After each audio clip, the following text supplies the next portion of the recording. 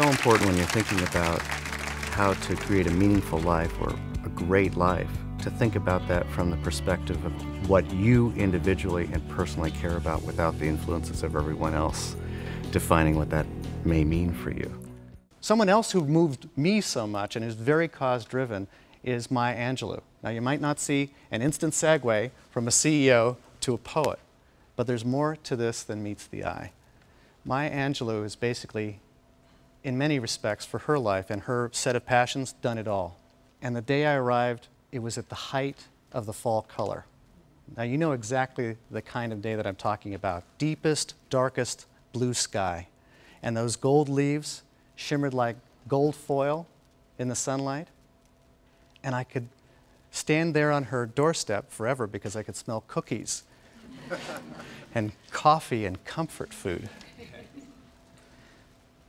And the door swings open and her assistant welcomes me into her living room, which has this soaring open beam ceiling with this 20-foot plate glass window looking out to the fall color. And every once in a while the wind would whip up those leaves and it would look like one of those huge aquarium exhibits, you know, with the goldfish floating all about.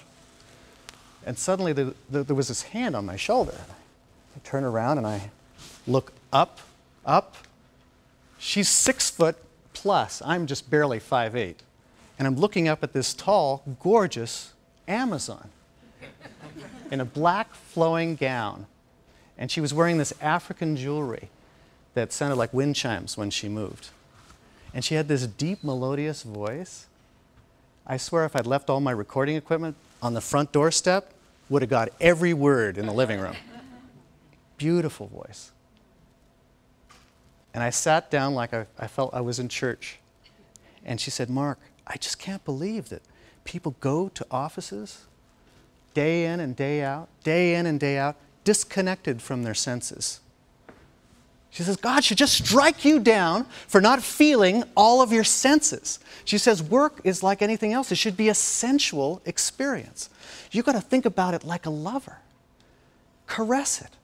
Make love to it." And I thought, gosh, we never talk this way in the office.